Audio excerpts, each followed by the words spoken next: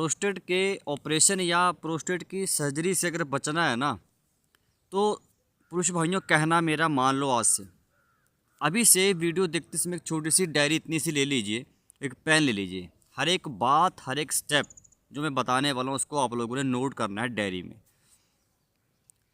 Prostate की surgery या prostate का ऑपरेशन कराने की ज़रूरत इसलिए पड़ती है क्योंकि आप लोग अपने खान पान में किसी भी तरह का कोई भी बदलाव नहीं करते हैं। बात आपको समझ नहीं आएगी अभी, जो वीडियो पूरी देखेगा उसको एक एक बात समझ में आने शुरू हो जाएगी अपने आप ही। 2-3 मिनट के बाद खुद समझ आएगा, बंदा कमेंट कर देगा कि आप बिल्कुल सही बोला पंकज सर आपने। आधा अधूरा ज्ञान खतरनाक होता है, आधा अधूरा इलाज भी ठीक इस तरह खतरनाक होता है। कोई भी इलाज आधा अधूरा नहीं छोड़ना है कभी भी। खैर, ये तो आपको एक बात बता दी। बात अब आती है प्रोस्टेट के ऑपरेशन या प्रोस्टेट की सर्जरी से हमें बचना कैसे है। अभी डायरी पे पहला स्टेप लिखना शुरू कर दो। अभी शुरुआत, साम दाम दंड भेद सब कुछ ट्राई कर लो मेरे भाई, अब तब भी फ़र्क नहीं पड़ता है जो मैं बताने वाला हूँ, तो फिर लास्ट ऑप्शन सर्जरी ऑपरेशन आप लोगों के पास है। लेकिन जो मैं आपको स्टेप्स बताऊँगा फॉलो करने को, उनको जो फॉलो करेगा हो ही नहीं सकता कि वो प्रोस्टेट की सर्जरी या ऑपरेशन से ना बचे। पहला स्टेप, आज से अभी से अपने खान पान में बदलाव करना शुरू कर दीजिए। अब यहाँ पर खान पान में बदलाव करने से मतलब ये नहीं कि मतलब आप लोगों को थोड़ा सा खाना ज़्यादा खाते हो कम कर दो, नहीं। ध्यान से समझिएगा एक एक बात को। वो फूड आइटम्स लेना शुरू कर दीजिए जिनमें जिंक प्रचुर मात्रा में हो। जिंक कंटेनिंग फूड आइटम्स आपको ज़्यादा खाने हैं।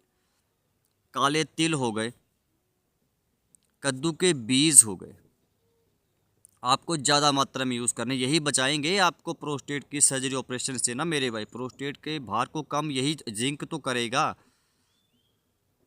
और ओमेगा 3 फैटी एसिड्स, अब इनके लिए आप लोगों ने कद्दू के बीज मैंने बताया 1 चम्मच दिन में, तिल के बीज लड्डू बना के खाओ, ठीक है। तीसरा, टमाटर का जूस। टमाटर का जूस जो बंदा पीता है, जिसको बीपीएच है ऑलरेडी, भैया वो बच जाएगा, वो प्रोस्टेट कैंसर से अपने आपको बचा ले जाएगा। मैं क्लियर कट बात बोल दी, सर्जरी तो बात की बात छोड़ दो ना। टमाटर में बहुत ज़बरदस्त एंटीऑक्सीडेंट है जिसको लाइकोपीन बोलते हैं, जो ऑक्सीडेटिव स्ट्रेस को कम करता है।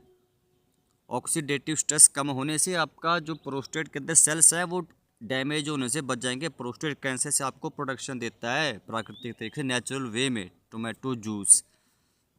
अब सुबह के नाश्ते में आप लोगों को किसी भी तरह का अन्न नहीं खाना। आपको सुबह के नाश्ते में ताज़ा फलों का जूस पीना है। जूस कौन सा? या तो अनार का या तो टमाटर का, दोनों में से कोई एक जूस, क्योंकि दोनों में एंटीऑक्सीडेंट्स होते हैं। ये दोनों ही सबसे पावरफुल हैं। और कंचनार, गुक्सो, तुलसी तो काढ़ा, ये तो पता है, ये काढ़ा तो प्रोस्टेट से जुड़ी हर समस्या में आपको पीना ही पीना है। ये तो बात ही अलग है, तो बता चुका है, तो आपको पता है, इसके बिना तो कोई फ़र्क पड़ने नहीं वाला। कंचनार में बहुत, देखिए कंचनार इतना पावरफुल है ना, कंचनार की छाल भैया इतना ज़बरदस्त तरीके से, इतना तेज़ी से जो प्रोस्टेट ग्लैंड में सूजन आज उसको कम करेगा ना, आप हैरान होंगे। लेकिन असर तो मिलेगा, लेकिन पूरा असर लेना चाहते हो तो साथ में परहेज, भैया वाह, परहेज़ करने पड़ेंगे, सोने पे सुहागा होगा। जो असर आपको 1 महीने में दिखने वाला तो 15 दिन में दिख जाएगा मेरे भाई, तब देखो आप नज़ारा। परहेज में आपको पता है लाल मांस किसी भी तरह का नहीं खाना होता है। और पुरुषों भाइयों, आप एक बात को गौर से स्ट्रिक्टली समझने की कोशिश कीजिएगा। आपका जो प्रोस्टेट का साइज़ कम नहीं हो रहा है, आपको सर्जरी की ज़रूरत पड़ रही है, वो क्यों पड़ रही है ऑपरेशन की ज़रूरत प्रोस्टेट की, पता है? आप ये चीज़ें खाना बंद नहीं करते, आप मानो या ना मानो, ये आपको, आप कमेंट करके नहीं बताएंगे, आप ये बात तो आपका दिल भी मानता है, जानता है आप क्या खा रहे हो। अंडे खाना आप बंद नहीं करते, कहते हैं अंडे में प्रोटीन है, कैल्शियम है, विटामिन B12 मिलेगी। आप लाल मांस, मीट किसी भी तरह का निषेध होता है, क्यों खा रहे हो?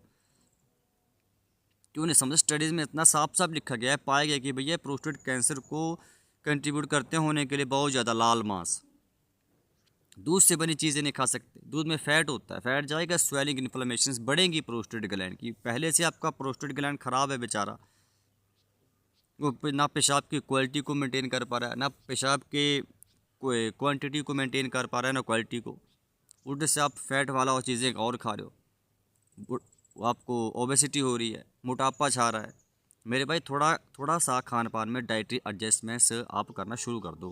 खान पान में बदलाव करिए, अच्छी चीज़ें खाइए, सात्विक भोजन करिए, सिंपल घर का सादा दाल रोटी फल सलाद ज़्यादा खाओ। अब यहाँ पर आप लोगों को दूसरी बात, ये तो मैं थोड़ा सा ब्रीफली समझा, दूसरी बात जो आप लोगों ने आज से अभी से करना शुरू कर देनी है। आपने योगासन करना शुरू नहीं किए तो करना शुरू कर दो मेरे भाई। ये भाई आपको, आपके एक अपने बेटे के नाते आपको समझा रहा हूँ, भाई के नाते समझा रहा हूँ कि आप योगासन करना शुरू कर दीजिए, आपके लिए बहुत ज़रूरी है ये। पीछे देखिए धुंध पड़ी है अभी बहुत ज़्यादा, और पीछे अभी 6:30-7 बजे का टाइम है, धुंध पड़ी है, धीरे धीरे धूप आना शुरू हुई जंगल में। इतनी ठंड में वीडियो बना रहा हूँ ताकि आप समझें। दोस्तों अब सर्दियाँ आ गई, सर्दियों में पेशाब बार बार आने की समस्या बढ़ेगी, प्रोस्टेट की समस्या भी बढ़ेगी, क्योंकि अब चाय कॉफ़ी ज़्यादा पियेंगे, चाय कॉफ़ी पियेंगे डायूरेटिक होते हैं ये, पेशाब 10 बार आते हो तो 20 बार आएगा। चाय कॉफ़ी मत पीना सर्दियों में मेरे भाई, ज़्यादा ठंड लगती है, कोई बात नहीं, अर्जुन की छाल का काढ़ा बना के पी लेना इस अपने भाई अपने बेटे की तरह, ठंड लगेगी नहीं आप लोगों को। दोस्तों बात को गौर की बारीकी से समझने की कोशिश कीजिए। ये सब अनाप शराब चीज़ें खाना बंद कर दी, योगासन करिए, तितली आसन करिए, आप वज्रासन करिए, आप गोमुख आसन करिए, सेतुबंद आसन करिए, बहुत से योगासन से क्यों नहीं कर रहे हैं आप लोग? वीडियोस बनाया उनके ऊपर, उसको क्यों नहीं देख रहे हैं? उन वीडियोस को देखिए, समझिए।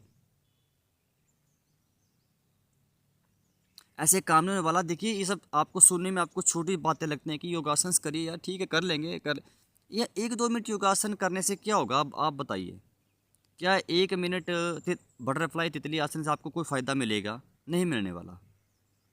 जब तक आपके पेल्विक मसल्स में ब्लड सर्कुलेशन फास्ट होगा ही नहीं, अच्छे तरीके से होगा ही नहीं, तो कैसे आप उम्मीद कर सकते हैं कि बार बार पेशाब आना कंट्रोल होगा? आप कैसे उम्मीद करते हैं कि आपको पेशाब, आप होल्ड कर सकते हैं पेशाब को? नहीं ना, वो लीक होगा कपड़ों में। आप समझे बातों को। फ्रिक्वेंटेशन सबसे बड़ी समस्या है प्रोस्टेट के रोगियों के लिए, और प्रोस्टेट से ऑपरेशन सर्जरी से बचना है तो मैंने आपको क्लियर कट बातें बता दी, ये बातें फॉलो करना पड़ेंगी, एक एक चीज़ फॉलो करना पड़ेगी।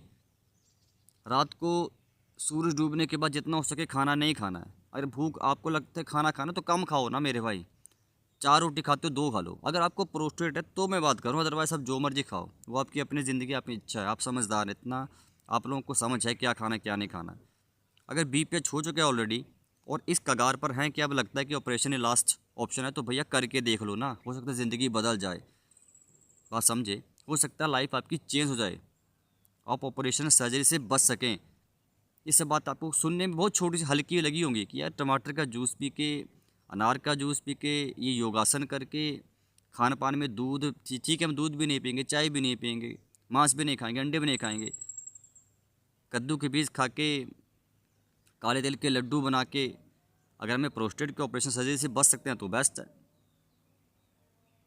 देखिए मैं बोल रहा हूँ कि फ़र्क आपको ना भी पड़े तो दिक्कत क्या है करने में यार, कोई पैसा थोड़ा लग रहा है आप लोगों का। लास्ट ऑप्शन है सर्जरी ऑपरेशन, फिर करवा लो, मैं मना थोड़ी कर रहा हूँ। करके देख लो, साम दाम दंड भेद, भैया बचना है तो कुछ ना कुछ कर लो, शायद भगवान की कृपा हो जाए। दवा के साथ दुआ, कभी घरेलू उपाय करो तो श्री कृष्ण भगवान जी का नाम ले लीजिए, जो आपके इष्ट देव हैं, किसी भी धर्म के आप हैं, जो आपके इष्ट देव हैं उनसे आप प्रार्थना कीजिए कि जो मैं घरेलू उपाय कर रहा हूँ उससे हमें असर देखने को मिले। सिंपल सी बात, इसमें डरने या घबराने वाली बात कोई है ही नहीं। तो ऐसा नहीं है कि आपको असर नहीं मिले, असर उन पुरुष भाइयों को मिलेगा जो एकदम बोलते हैं लगन के साथ कोई भी कार्य करेंगे उसको सफलता जरूर मिलती है। आज नहीं मिलेगी, कल नहीं मिलेगी, 1 महीने बाद, मैं बोलता हूँ 6 महीने बाद मिलेगी, लेकिन मिलेगी मेरी भाई सफलता। कर्म करो, फल की इच्छा मत करो मेरे भाई, फल भगवान खुद देंगे, चिंता करने की बात नहीं है। बस एक बात का खास ख्याल रखना, प्रोस्टेट के ऑपरेशन या सर्जरी से बचना है तो सिर्फ लाल मांस, दूध से बनी कोई चीज़, मैदे से बनी कोई चीज़ और डिब्बा बंद भोजन, और जिसमें सोडियम कंटेंट बहुत आई हो, सफ़ेद नमक सफ़ेद चीनी नहीं खानी। गुड़ शक्कर खा सकते हैं, सेंधा नमक काला नमक आप लोग यूज़ कर सकते हैं। बस इतनी सी बात आप लोग मान लीजिए मेरी, चाय कॉफ़ी बंद कर दीजिए। समझिए बातों को, आपसे एक आपके बेटे भाई के नाते आपको परिवार की तरह मानते हो, आपको समझा रहा हूँ। क्योंकि ऑपरेशन देखिए, आप समझ रहे बातों को। अब ये आपको बड़ा मजाक लगता है ऑपरेशन करवा लो, सर्जरी करवा लो, ठीक है करवा लो, लेकिन मैं बोल रहा हूँ कि अगर आपके पास ऐसे ऑप्शंस हैं, कुछ होम रेमेडीज़ हैं या कुछ योगासन्स हैं जो आपको हो सकता है ऑपरेशन से बचा लें, तो करके देख लो, परेशानी क्या है। ठीक है, डरने वाली बात है ही नहीं। तो उम्मीद करता हूँ आपको समझ आई है वीडियो, जो समझाने की कोशिश मैंने की। अगर वीडियो अच्छी लगी लाइक शेयर, चैनल को सब्सक्राइब करो। मिलता हूँ कल की वीडियो में, तब तक के लिए हरे कृष्णा। और भी ये हिमाचल का जंगल देखो, अब इतनी ठंड है, आप लोगों के लिए वीडियो बना रहा हूँ। मुझे आप लोगों से पैसा नहीं चाहिए, बस आप लोग स्वस्थ हो जाइए, मेरे लिए वही काफ़ी है मेरे भाई।